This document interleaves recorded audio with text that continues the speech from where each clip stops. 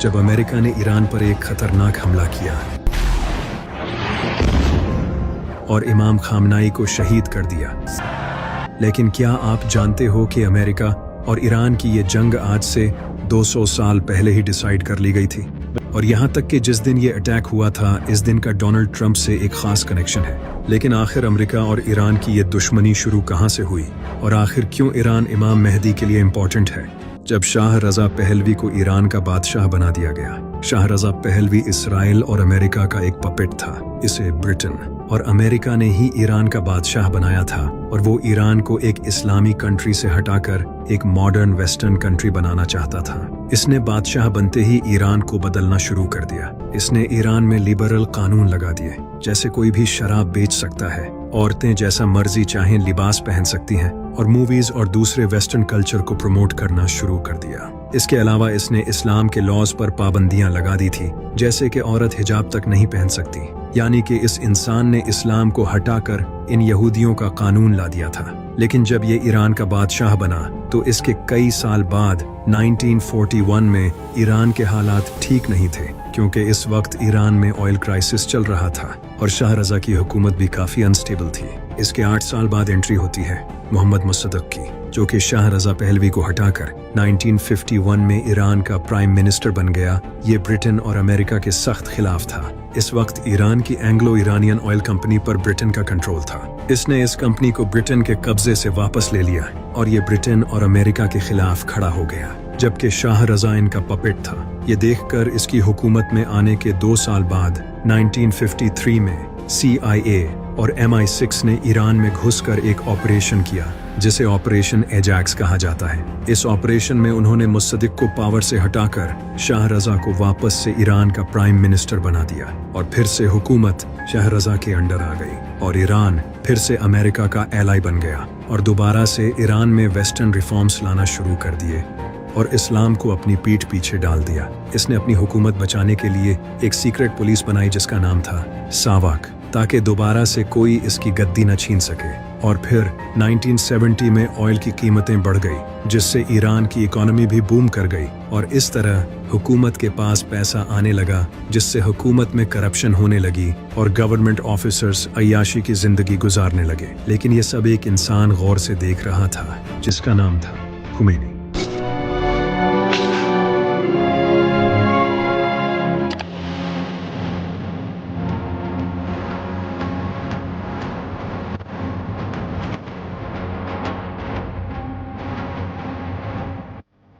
जो कि ईरान के शहर कुम में एक टीचर थे, और उन्होंने अपनी पूरी जिंदगी इस्लाम, फिलॉसफी और तसव्वुफ को सीखने में गुजारी थी। इमाम खुमैनी शाह की उस हुकूमत के सख्त खिलाफ थे, क्योंकि वो जानते थे कि शाह ईरान को इस्लाम छोड़कर एक वेस्टर्न कंट्री बना रहा है। इमाम खुमैनी ने शाह की इन हरकतों को देखकर 1963 में एक पावरफुल स्पीच की, जिसमें उन्होंने शाह रजा की इन घटिया हरकतों को क्रिटिसाइज का निशाना बनाया और लोगों को बताया कि ये इस्लाम को तबाह करने में लगा है और अमेरिका और इसराइल का नौकर है। इमाम खुमैनी की इस स्पीच से लोग बहुत इम्प्रेस हुए और वो ईरान में फेमस हो गए। जब ये स्पीच शाह रजा के पास पहुंची तो इसने इमाम खुमैनी को अरेस्ट करने के ऑर्डर्स दे दिए, और फिर इमाम खुमैनी को अरेस्ट कर लिया गया। इनकी गिरफ्तारी के बाद पूरे ईरान में प्रोटेस्ट होने लगे। हजारों लोग गलियों में आकर प्रोटेस्ट करने लगे, और हुकूमत ने हजारों लोगों को शहीद भी किया। यहाँ से इनकलाब की वो आग जल उठी थी। इस इंसिडेंट के बाद इमाम खुमैनी को छोड़ दिया गया, लेकिन उन्होंने तब भी शाह के खिलाफ बोलना नहीं छोड़ा। जब शाह ने स्टेटस ऑफ फोर्स एग्रीमेंट पास किया, जिसमें लिखा था कि ईरान में अमेरिकन मिलिट्री को ईरानी फौज सपोर्ट करेगी, तो इमाम खुमैनी ने फिर इसके खिलाफ स्पीच की और लोगों को बताया कि ये ईरान को अमेरिकन कॉलोनी बनाना चाहता है। इस स्पीच के बाद शाह को पता चल चुका था कि इमाम खुमैनी इसके लिए खतरा है, तो इसने इमाम खुमैनी को अरेस्ट करके उन्हें ईरान से निकाल दिया और उन्हें टर्की भेज दिया। लेकिन इमाम खुमैनी टर्की से इराक आ गए, लेकिन अभी भी उन्होंने अपना मिशन जारी रखा और वो स्टूडेंट्स को लेक्चर्स देने लगे, किताबें लिखने लगे, और यहाँ तक कि वो अपनी रिकॉर्डिंग्स ईरान में पहुँचाने लगे और लोग इनकी रिकॉर्डिंग्स सुनने लगे। उन्होंने मुसलमानों को बताया कि शाह रजा इस दौर का यजीद है और हुकूमत बादशाहों के पास नहीं बल्कि इस्लाम के स्कॉलर्स के पास होनी चाहिए, जिससे उन्होंने विलायत फ़क़ीह का नाम दिया। इमाम खुमैनी का पैगाम ईरान के बाजारों और मस्जिदों तक पहुँचने लगा और लोग मोटिवेट होने लगे। यूं स्कॉलर्स से लेकर दुकानदार, गरीब और आम आवाम तक सब शाह के खिलाफ हो गए और हर तरफ शाह की हुकूमत के खिलाफ मुखालफत होने लगी। ये देखकर शाह ने इराक पर दबाव डालकर इमाम खुमैनी को इराक से भी निकलवा दिया और फिर इमाम खुमैनी फ्रांस चले गए। और ये शाह की एक और बड़ी गलती थी, क्योंकि जब इमाम खुमैनी फ्रांस गए तो वो वहां जाकर इंटरनेशनल मीडिया पर आवाज उठाने लगे, जिससे ईरान के लोग और ज्यादा शाह के खिलाफ हो गए। फिर ईरान की इकॉनमी गिरने लगी और उससे लोग और ज्यादा हुकूमत के खिलाफ हो गए और शाह की हुकूमत खतरे में आ गई। ये देखकर शाह रजा ईरान छोड़कर भाग गया और फिर इमाम खुमैनी ईरान वापस आए। इन्हें रिसीव करने के लिए लाखों लोग एयरपोर्ट्स पर गए और फिर ईरान एक इस्लामिक रिपब्लिक ऑफ ईरान बन गया।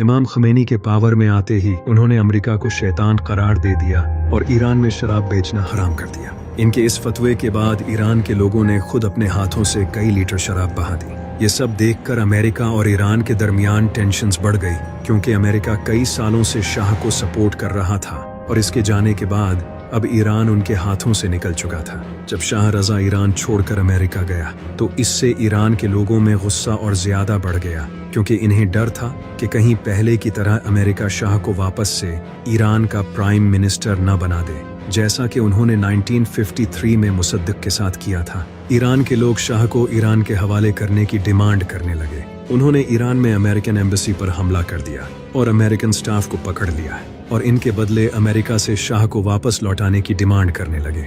इमाम खुमैनी ने इस एक्शन को सपोर्ट किया और अमेरिका से शाह की डिमांड की, लेकिन अमेरिका ने ऐसा नहीं किया। उल्टा अमेरिका ने ईरान के अमेरिका में मौजूद एसेट्स को फ्रीज कर लिया और इनके साथ अपने सारे डिप्लोमेटिक रिलेशंस तोड़ दिए और ईरान की इकॉनमी कमजोर करने के लिए इन पर सैंक्शंस लगा दिए। लेकिन 1981 में अमेरिका और ईरान के दरमियान नेगोशिएशंस हुए और ईरान पर से सैंक्शंस हटा दिए और ईरान ने वो हॉस्टेजेस रिलीज कर दिए। लेकिन इस सब से ईरान और अमेरिका के दरमियान दुश्मनी कायम हो गई थी।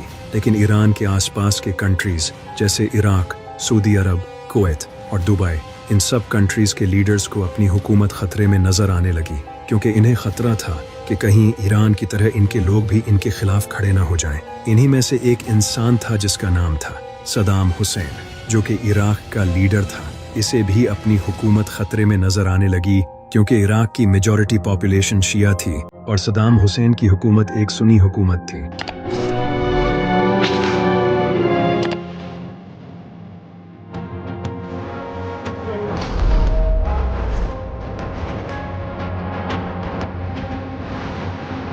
सदाम हुसैन ने ईरान पर हमला करने का ये एक बेहतरीन मौका देखा, क्योंकि इस वक्त ईरान की फौजी ताकत इमाम खुमैनी के इनकलाब के बाद कमज़ोर हो चुकी थी और इस वक्त ईरान और इराक के दरमियान इस दरिया का डिस्प्यूट चल रहा था। लेकिन इस दरिया का कंट्रोल इराक के साथ ईरान के पास भी था और यह एग्रीमेंट में लिखा हुआ था। लेकिन सदाम हुसैन ने उस एग्रीमेंट को ख़त्म कर दिया और इस दरिया का कंट्रोल अपने हाथ में ले लिया, क्योंकि सदाम हुसैन इराक को पूरे मिडिल ईस्ट में पावरफुल बनाना चाहता था। इसलिए इसने ईरान के खिलाफ जंग छेड़ दी।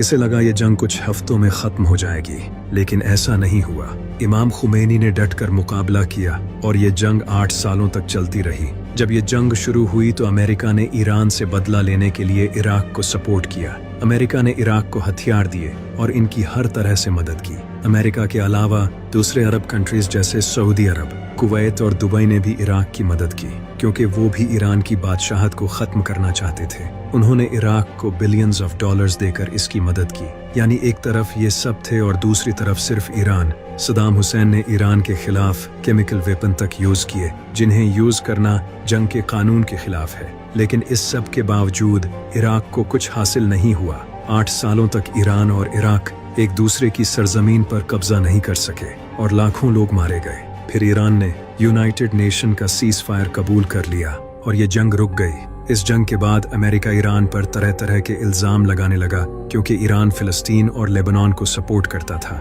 अमेरिका ने ईरान पर सैंक्शंस लगाना शुरू कर दिए। इससे ईरान की इकॉनमी कमजोर होती गई। वो कंट्री जिसके पास दुनिया के बड़े ऑयल रिजर्व्स हैं, वो अपना ऑयल ही किसी को नहीं बेच सकता। फिर 1989 में इमाम खुमैनी वफात पा गए। इसके बाद इमाम खुमैनी के स्टूडेंट इमाम खामनाई अगले लीडर बने, जो कि लीडर बनना नहीं चाहते थे, और यही एक सच्चे लीडर की निशानी है कि वो लीडरशिप की ख्वाहिश नहीं रखता। अब ईरान की लीडरशिप इमाम खामनाई के हाथ में आ गई। दूसरी तरफ अमेरिका ये जान चुका था कि अगर ईरान ने न्यूक्लियर वेपन बना लिया तो ये अमेरिका और इसराइल के लिए सबसे बड़ा खतरा होगा। इसको देखकर नेतन्याहू ने बहाना बनाकर बार बार दुनिया को बहकाने की कोशिश की कि ईरान न्यूक्लियर वेपन बना रहा है और वो कुछ दिनों में ही बना लेगा। ये बात ये इंसान पिछले 15 सालों से कह रहा है, लेकिन आज तक ईरान ने न्यूक्लियर वेपन नहीं बनाया। वो चाहता है कि अमेरिका ईरान पर हमला कर दे और हमला करने का बहाना न्यूक्लियर वेपन्स का दे। जबकि दूसरी तरफ इमाम खामनाई ने फतवा दिया था कि ईरान न्यूक्लियर वेपन्स नहीं बनाएगा क्योंकि ये इस्लाम में हराम है। न्यूक्लियर वेपन्स से मासूमों की जान जाती है। फिर उन्होंने 2015 में दुनिया के बड़े कंट्रीज जैसे America, United kingdom, France, Germany और चाइना के साथ एक डील साइन की कि ईरान अपनी यूरेनियम एनरिचमेंट कम करेगा, और इसके बदले ओबामा ने उन्हें ऑफर दी कि वो ईरान पर लगे सैंक्शंस हटा देंगे, जिससे ईरान अपना ऑयल दुनिया को बेच सकेगा। ईरान ने इंटरनेशनल इंस्पेक्टर्स को अपने कंट्री बुलाया और उन्होंने कंफर्म किया कि ईरान ने अपना वादा पूरा कर दिया है।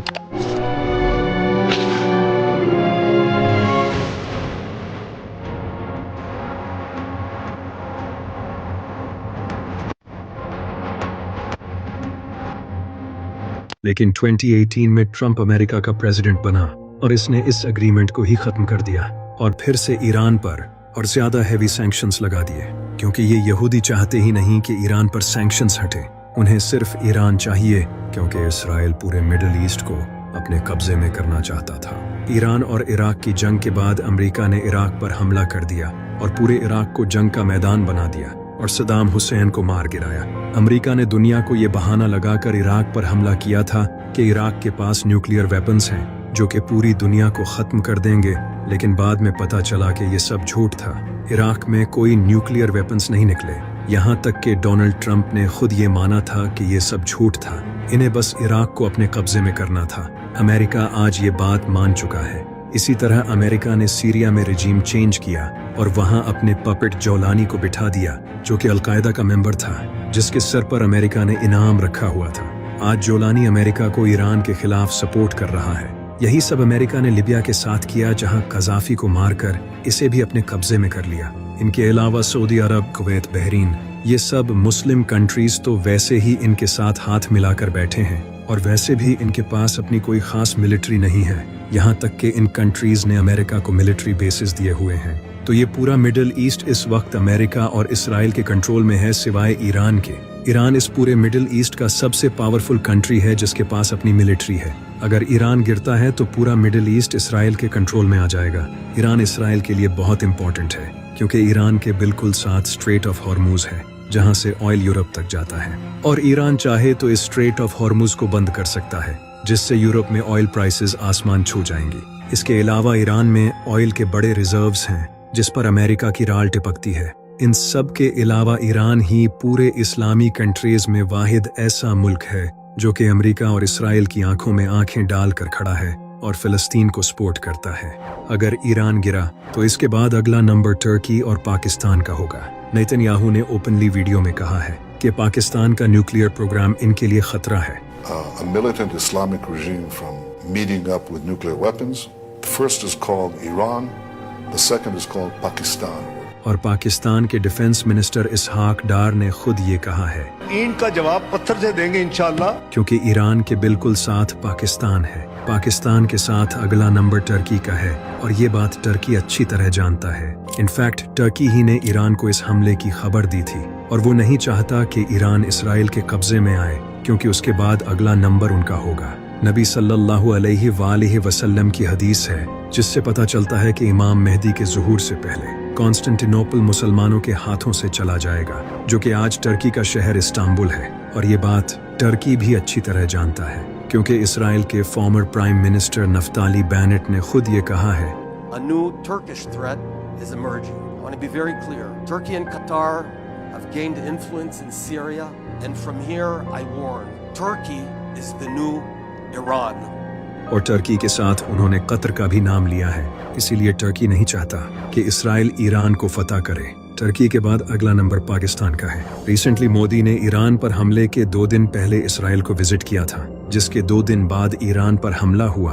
अब आपको ये भी समझ आ रहा होगा कि गज़वा हिंद क्यों होगा, क्योंकि इंडिया इसराइल के साथ मिला हुआ है और उन्होंने पाकिस्तान के खिलाफ पहले ही साजिशें शुरू कर दी हैं। जैसे रिसेंटली जियो न्यूज के चैनल को हैक करके इन पर प्रो मुसाद मैसेजेस शो किए जा रहे हैं, जिनमें पाकिस्तान की आवाम को फौज के खिलाफ भड़काया जा रहा है। क्योंकि ये पाकिस्तान को वैसे तो डिफीट नहीं कर सकते, तो वो पाकिस्तान के अंदर ही सिविल वॉर शुरू करना चाहते हैं। पाकिस्तान के DGI SPR को भी ये बात अच्छी तरह पता है। रिसेंटली उन्होंने भी इसको एड्रेस किया है।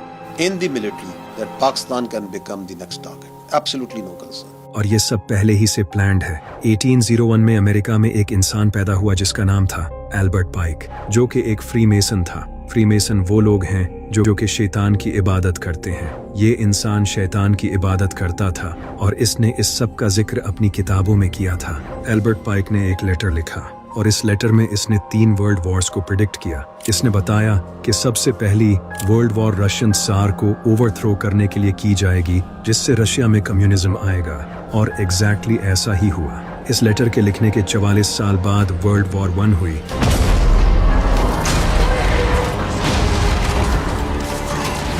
और जैसा एल्बर्ट ने प्रिडिक्ट किया था वैसा ही हुआ। इसी तरह एल्बर्ट ने प्रिडिक्ट किया था कि वर्ल्ड वॉर 2 फैसिस्ट और पॉलिटिकल ज़ायनिज़्म के दरमियान होगी, जिससे नाज़िज़्म का खात्मा होगा और इसराइल का वजूद कायम होगा। और एग्जैक्टली ऐसा ही हुआ। 1939 में वर्ल्ड वॉर 2 हुई और इसमें नाज़िज़्म का खात्मा हुआ और इसके बाद इसराइल का वजूद कायम हुआ। लेकिन इन 2 वर्ल्ड वॉर्स के अलावा जो तीसरी वर्ल्ड वॉर एल्बर्ट पाइक ने प्रिडिक्ट की थी वो सबसे इंटरेस्टिंग है। इसने अपने लेटर में लिखा था कि वर्ल्ड वॉर 3 ज़ायनिज़्म और इस्लाम के दरमियान होगी और दोनों एक दूसरे से लड़ेंगे और हर तरफ तबाही फैल जाएगी, जिससे इंसानियत एक ऐसे मोड़ पर आ जाएगी कि वो इस जंग को रोकने के लिए मिन्नतें करेगी और फिर यहीं से शैतान के मजहब का आगाज होगा। इन सब में इंटरेस्टिंग बात यह है कि जैसा एल्बर्ट पाइक ने प्रिडिक्ट किया था वैसा ही हुआ। वर्ल्ड वॉर 1 और 2 दोनों इसके एग्जैक्ट अकॉर्डिंग हुई, जैसे वो पहले ही ये सब अपनी आंखों से देख चुका था। और वर्ल्ड वॉर 3 के बारे में जो इसने लिखा था वो बिल्कुल वैसे ही हो रहा है। आज ज़ायनिस्ट यानी कि ये यहूदी और मुसलमान ही एक दूसरे से लड़ रहे हैं। ऐसा लगता है जैसे ये लोग ये सब पिछले 200 साल से प्लान करके बैठे थे। यहाँ तक कि डेट्स से लेकर टाइम तक सब पहले से प्लान्ड है, क्योंकि 3 मार्च को रमजान के महीने में एक ग्रहण होगा और ये ईरान पर अटैक से कनेक्टेड है। एक बार इस पिक्चर को देखो। ये पिक्चर अमेरिका के कॉर्पोरेट हेडक्वार्टर्स ऑफ बैंक में लगी हुई थी। इस पिक्चर में आप एक लड़के को देख रहे हो जो कि डोनाल्ड ट्रंप जैसा है और वो एक चेक फ्लोर पर खड़ा है और इसके पीछे कुछ पिरामिड्स हैं और इनके ऊपर ग्रहण हो रहा है। जब अमेरिका ने ईरान पर हमला किया था, The United States military began major combat operations in Iran. तो हमले के एग्जैक्ट 3 दिन बाद ग्रहण हुआ था, जिसे ब्लड मून कहा जाता है, जो कि इस साल के तीसरे महीने की 3 तारीख को 3 बजे हुआ था। और इस डेट से साल के एंड तक टोटल 303 दिन बनते हैं। और कमाल की बात यह है कि ट्रंप भी ब्लड मून के दिन ही पैदा हुआ था। अब आप कहोगे कि इसमें खास बात क्या है? खास बात है और वो ये नंबर है 33, क्योंकि ये नंबर फ्री मेसन रिलीजन में बहुत इंपॉर्टेंट है। ये नंबर इस मजहब के सबसे पावरफुल इंसान को दिया जाता है और यही नंबर एल्बर्ट पाइक के कपड़ों पर भी लिखा था। अब जरा सोचो, इस साल के तीसरे महीने की 3 तारीख को 3 बजे ब्लड मून होता है और जब डोनाल्ड ट्रंप पैदा हुआ था इस दिन भी ये ब्लड मून हुआ था। क्या ये सिर्फ एक इत्तेफाक है या फिर ये इनके लिए एक इम्पोर्टेंट दिन है और ये अटैक पूरी प्लानिंग के साथ किया गया है? इन सब के अलावा एक बात सबसे ज्यादा इम्पोर्टेंट है और वो ये कि ट्रंप अमेरिका की 132 साल की हिस्ट्री का पहला ऐसा प्रेसिडेंट है जो कि दूसरी बार अमेरिका का प्रेसिडेंट बना है। आखिर इसे क्यों दोबारा से प्रेसिडेंट बनाया गया? क्योंकि ट्रंप अमेरिका का 47वां प्रेसिडेंट है और ईरान में इस्लामी रेवोल्यूशन आए हुए भी 47 साल हो चुके हैं। ये जो नंबर 47 है ये फ्री मेसन में न्यू वर्ल्ड ऑर्डर को रिफर करता है और यही वो इंसान है जो कि इन ज़ायनिस्ट यहूदियों के प्लान्स को सबसे अच्छे से इम्प्लीमेंट कर रहा है। और ये एक फ्री मेसन है और शैतान की इबादत करता है। इस पिक्चर में आप जो इस चेक फ्लोर को देख रहे हो, यही चेक फ्लोर एप्स्टीन फाइल्स में भी नजर आया है, जिसके ऊपर ये लोग शैतान की इबादत करते हैं और सैक्रिफाइस करते हैं। ये सब एक इत्तेफाक तो कभी नहीं हो सकता। अब आप ये सोच रहे होंगे कि इन नंबर्स में ऐसा क्या खास है, ये एक कोइंसिडेंस भी तो हो सकता है, जबकि ऐसा बिल्कुल नहीं है। क्योंकि हमारा पूरा यूनिवर्स मैथमेटिक्स के थ्रू बात करता है। ये पूरा यूनिवर्स मैथमेटिक्स में कोडेड है। गलीलियो ने कहा था कि मैथ इस यूनिवर्स की जुबान है और ये कई बड़े साइंटिस्ट और फिलोसोफर मानते हैं। इसीलिए ये नंबर्स रैंडम नंबर्स नहीं हैं, क्योंकि शैतान इस तरह की डेट्स और ग्रहण के दिनों में अपने खास काम करते हैं। और ये 2026 का कैलेंडर एग्जैक्टली वैसा ही है जैसा कि 1914 का कैलेंडर था। और आपको पता है कि 1914 में क्या हुआ था? World war 1। तो ये अटैक कोई आम अटैक नहीं है, ये इस दुनिया के ऑर्डर को चेंज करेगा और ईरान की ये जंग दुनिया के फ्यूचर को बदल देगी।